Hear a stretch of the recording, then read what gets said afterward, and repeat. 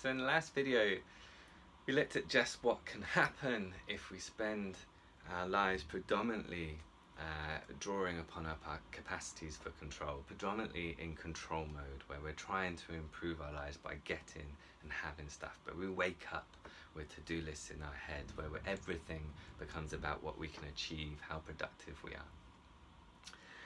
And the antidote to this is to balance our capacities for control with our capacities for connection.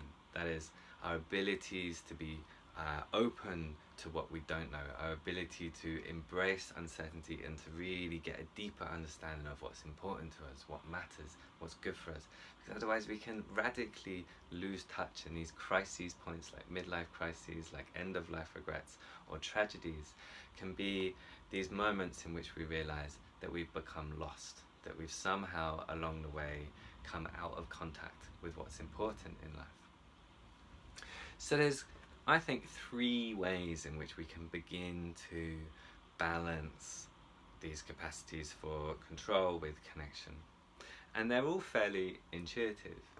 So the first one is simply to prioritize the kinds of activities in our lives that are more naturally connection-based rather than control-based. So they're not necessarily about achieving an outcome, they're not necessarily about getting something or having something, but they are inherently about us paying attention, going beyond our current understanding, beyond ourselves, gaining a deeper understanding of what matters to us. So, for example, our relationships, love.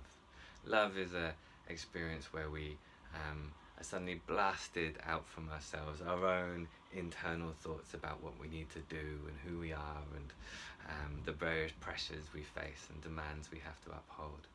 Suddenly another person's inner life becomes incredibly important and fascinating to us, and we simply want to just be present with another person, to pay attention and to understand them.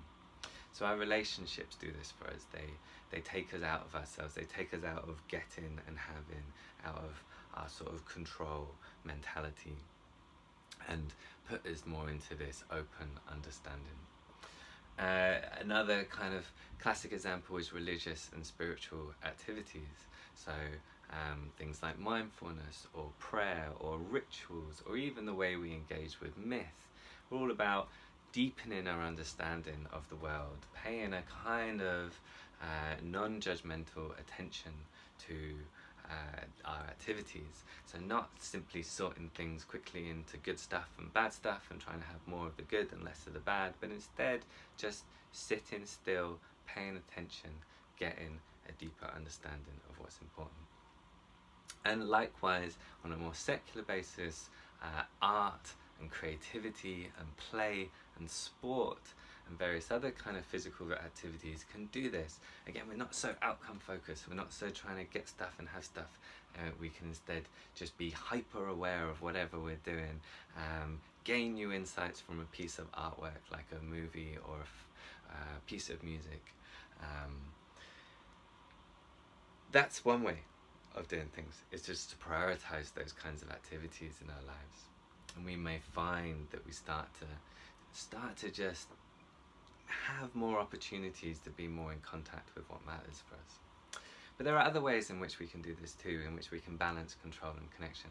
We can, even in our more control-based activities, we might think of our workplace or relationships where we need things from various people, or our bodies where we want to be healthy, various ways in which we meet our needs. We can still integrate our capacities for connection within that. So certainly in the entrepreneurial world, people talk about how it's really important to, nowadays, talk about how it's important to make mistakes, to fail, to be open, to being wrong. This is obviously a very important thing in our relationships too. And we can just, even if we need to be right, in which we need to achieve outcomes and objectives, most of the time we can just allow for these small periods. Maybe one day a week we explore a something we're curious about, or an opportunity that we wouldn't otherwise take that risk with. Or in our relationships, we just for one day listen to people around us rather than try and always be right. Or we read a newspaper or an online magazine that we wouldn't normally read. Perhaps it's the other side, not our side. But we're just a bit more curious and we're a bit more explorative. We're taking those risks. And then the final way in which we can blend connection into our lives is really taking that one step further. It's instead of just creating these little pockets for connection, we can integrate control and connection almost seamlessly. And that's what things like mindfulness are all about. We can go about our activities trying to get things, trying to have things, trying to achieve outcomes, but simultaneously being open to new forms of understanding. States of flow where we get in the zone in a particular activity, particularly skillful activities, are similar.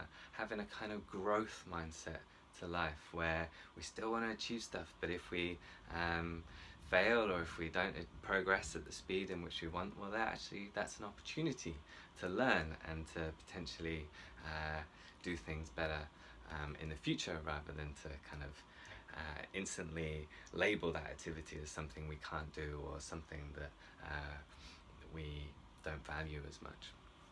So these are all sorts of different ways. I could talk for many minutes, and in a book I have many chapters about all these different ways in which we can blend connection and control in our lives. But what I want to do is actually move beyond that in the next video and kind of flip things. Flip what it would be like to see our lives ultimately in terms of connection rather than control.